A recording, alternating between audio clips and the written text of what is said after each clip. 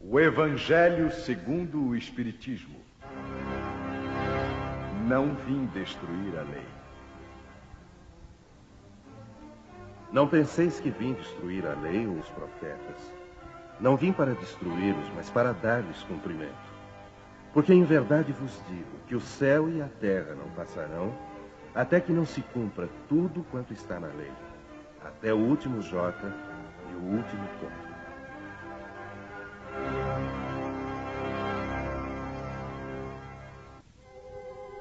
Moisés. Há duas partes distintas na lei mosaica. A lei de Deus, promulgada sobre o Monte Sinai, e a lei civil ou disciplinar, estabelecida por Moisés. Uma é invariável. A outra é apropriada aos costumes e ao caráter do povo e se modifica com o tempo. A lei de Deus está formulada nos 10 mandamentos seguintes. Eu sou o Senhor teu Deus, que te tirei da terra do Egito, da casa da servidão. Não terás deuses estrangeiros diante de mim. Não farás para ti imagens de escultura, nem figura alguma de tudo que há em cima no céu e do que há embaixo na terra, nem de coisa que haja nas águas debaixo da terra. Não adorarás, nem lhes darás culto. Não tomarás o nome do Senhor teu Deus em vão. Lembra-te de santificar o dia de sábado. Honrarás o teu pai e a tua mãe, para teres uma dilatada vida sobre a terra que o Senhor teu Deus te há de dar. Não matarás. Não cometerás adultério. Não furtarás. Não dirás falso testemunho contra o teu próximo. Não desejarás a mulher do próximo. Não cobiçarás a casa do teu próximo, nem o seu servo, nem a sua serva, nem o seu boi, nem o seu jumento, nem outra coisa alguma que lhe pertença. Esta lei é de todos os tempos e de todos os países, e tem, por isso mesmo, um caráter divino. Todas as demais são leis estabelecidas por Moisés, obrigado a manter pelo temor um povo naturalmente turbulento e indisciplinado, no qual tinha de combater abusos arraigados e preconceitos adquiridos durante a servidão no Egito. Para dar autoridade às suas leis, ele teve de lhes atribuir uma origem divina, como o fizeram todos os legisladores dos povos primitivos. A autoridade do homem devia apoiar-se sobre a autoridade de Deus. Mas só a ideia de um Deus terrível podia impressionar homens ignorantes em que o senso moral e o sentimento de uma estranha justiça estavam ainda pouco desenvolvidos. É evidente que aquele que havia estabelecido em seus mandamentos, não matarás e não farás mal ao teu próximo, não poderia contradizer-se ao fazer do extermínio um dever. As leis mosaicas, propriamente ditas, tinham, portanto, um caráter essencialmente transitório. Cristo. Jesus não veio destruir a lei, o que quer dizer a lei de Deus. Ele veio cumpri-la, ou seja, desenvolvê-la, dar-lhe o seu verdadeiro sentido e apropriá-la ao grau de adiantamento dos homens. Eis porque encontramos nessa lei o princípio dos deveres para com Deus e para com o próximo, que constitui a base de sua doutrina. Quanto às leis de Moisés propriamente ditas, ele, pelo contrário, as modificou profundamente no fundo e na forma. Combateu sem cessar o abuso das práticas exteriores e as falsas interpretações, e não podia fazê-las passar por uma reforma mais radical do que reduzindo-as a estas palavras: amar a Deus sobre todas as coisas e ao próximo como a si mesmo. E ao acrescentar: esta é toda a lei e os profetas. Por estas palavras, o céu e a terra não passarão enquanto não se cumprir até o último J. Jesus quis dizer que era necessário que a lei de Deus fosse cumprida, ou seja, que fosse praticada em toda a terra, em toda a sua pureza, com todos os seus desenvolvimentos e todas as suas consequências. Pois de que serviria estabelecer essa lei se ela tivesse de ficar como privilégio de alguns homens ou mesmo de um só povo? Todos os homens, sendo filhos de Deus, são, sem distinções, objetos da mesma solicitude. Mas o papel de Jesus não foi simplesmente o de um legislador moralista, sem outra autoridade que a sua palavra. Ele veio cumprir as profecias que haviam anunciado o seu advento. Sua autoridade decorria da natureza excepcional do seu espírito e da natureza divina da sua missão. Ele veio ensinar aos homens que a verdadeira vida não está na terra, mas no reino dos céus. Ensinar-lhes o caminho que os conduz até lá, os meios de se reconciliarem com Deus e os advertir sobre a marcha das coisas futuras para o cumprimento dos destinos humanos. Não obstante, ele não disse tudo e sobre muitos pontos limitou-se a lançar o germe de verdades que ele mesmo declarou não poderem ser então compreendidas. Falou de tudo, mas em termos mais ou menos claros, de maneira que, para entender o sentido oculto de certas palavras, era preciso que novas ideias e novos conhecimentos viessem dar-nos a chave. Essas ideias não podiam surgir antes de um certo grau de amadurecimento do espírito humano. A ciência devia contribuir poderosamente para o aparecimento e o desenvolvimento dessas ideias. Era preciso, pois, dar tempo à ciência para progredir.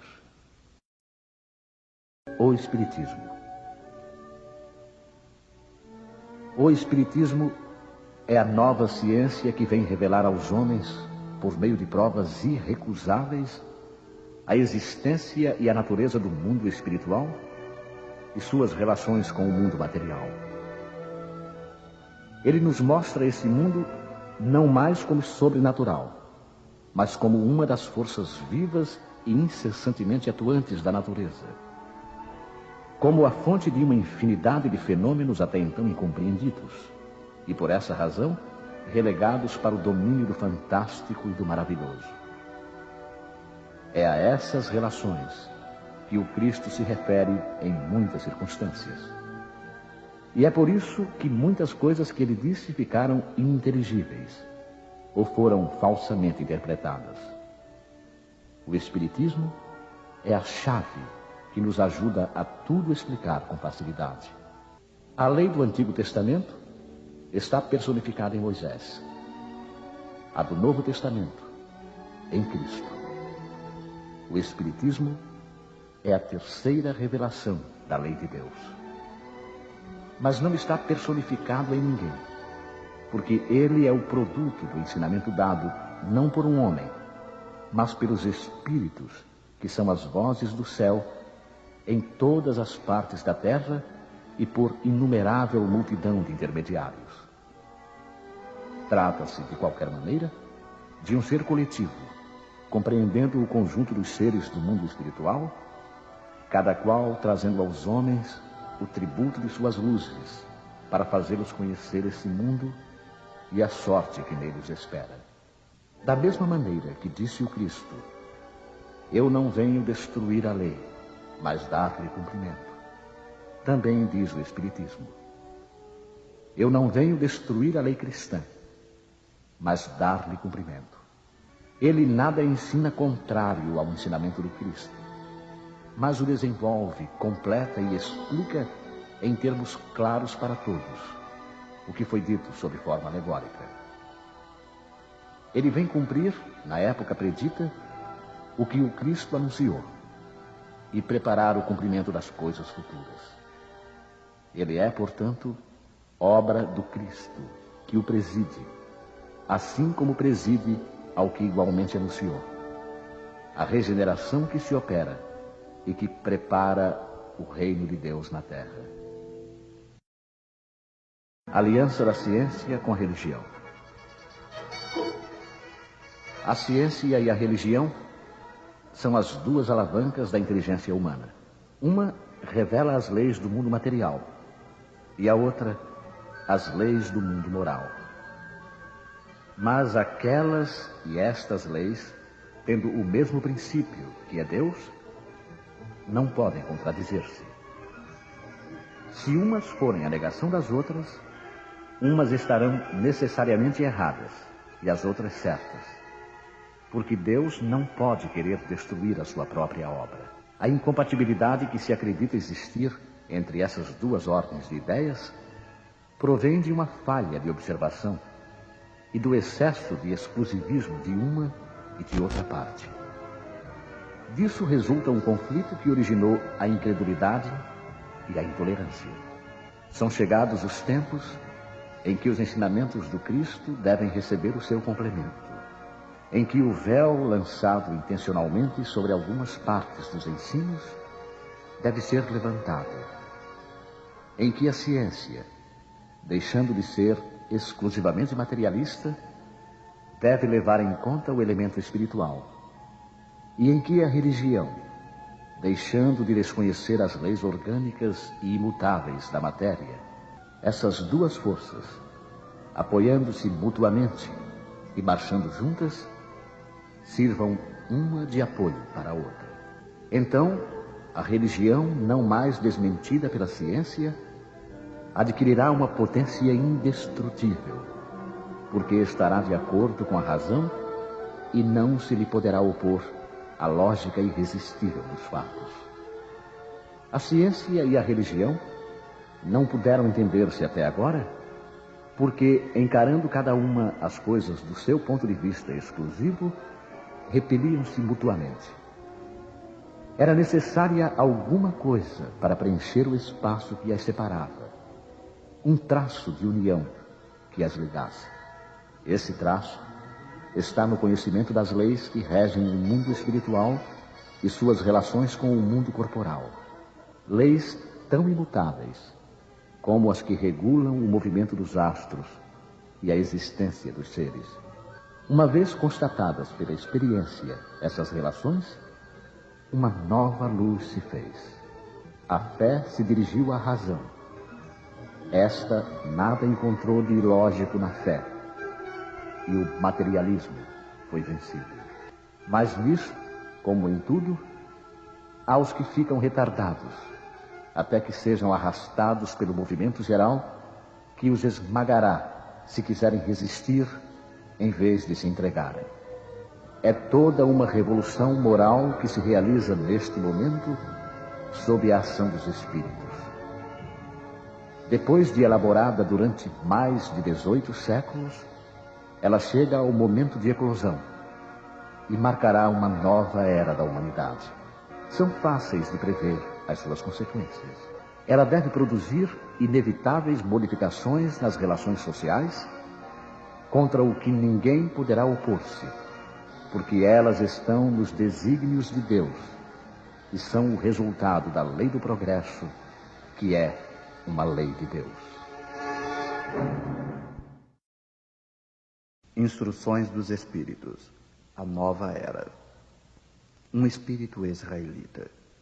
Milhouse, 1861. Deus é único, e Moisés, o espírito que Deus enviou, com a missão de fazê-lo conhecer não somente pelos hebreus, mas também pelos povos pagãos. O povo hebreu foi o instrumento de que Deus se serviu para fazer sua revelação através de Moisés e dos profetas, e as vicissitudes da vida desse povo foram feitas para chocar os homens e arrancar-lhes dos olhos o véu que lhes ocultava a divindade. Os mandamentos de Deus, dados por Moisés, trazem o germe da mais ampla moral cristã. Os comentários da Bíblia reduziam-lhes o sentido, porque, postos em ação em toda a sua pureza, não seriam então compreendidos. Mas os 10 mandamentos de Deus nem por isso deixaram de ser o brilhante frontispício da obra, como um farol que devia iluminar para a humanidade o caminho a percorrer. A moral ensinada por Moisés era apropriada ao estado de adiantamento em que se encontravam os povos chamados à regeneração. E esses povos, semi-selvagens quanto ao aperfeiçoamento espiritual, não teriam compreendido a adoração de Deus sem os holocaustos ou sacrifícios, nem que se pudesse perdoar a um inimigo. Sua inteligência, notável no tocante às coisas materiais e mesmo em relação às artes e às ciências, estava muito atrasada em moralidade e eles não se submeteriam ao domínio de uma religião inteiramente espiritual. Necessitavam de uma representação semimaterial, como a que então lhes oferecia a religião hebraica. Os sacrifícios, pois, lhes falavam aos sentidos, enquanto a ideia de Deus lhes falava ao espírito. O Cristo foi o iniciador da mais pura moral, a mais sublime, a moral evangélica, cristã, que deve renovar o mundo, aproximar os homens e torná-los fraternos, que deve fazer jorrar de todos os corações humanos a caridade e o amor do próximo, e criar entre todos os homens uma solidariedade comum, uma moral, enfim, que deve transformar a terra, fazê-la morada de espíritos superiores aos que hoje a habitam. É a lei do progresso a que a natureza está sujeita que se cumpre, e o espiritismo é a alavanca de que Deus se serve para elevar a humanidade. São chegados os tempos em que as ideias morais devem desenvolver-se para que se realizem os progressos que estão nos desígnios de Deus. Elas devem seguir o mesmo roteiro que as ideias de liberdade seguiram, como suas precursoras. Mas não se pense que esse desenvolvimento se fará sem lutas. Não, porque elas necessitam, para chegar ao amadurecimento, de agitações e discussões, a fim de atraírem a atenção das massas. Uma vez despertada a atenção, a beleza e a santidade da moral tocarão os espíritos, e eles se dedicarão a uma ciência que lhes traz a chave da vida futura e lhes abre a porta da felicidade eterna. Foi Moisés quem abriu o caminho.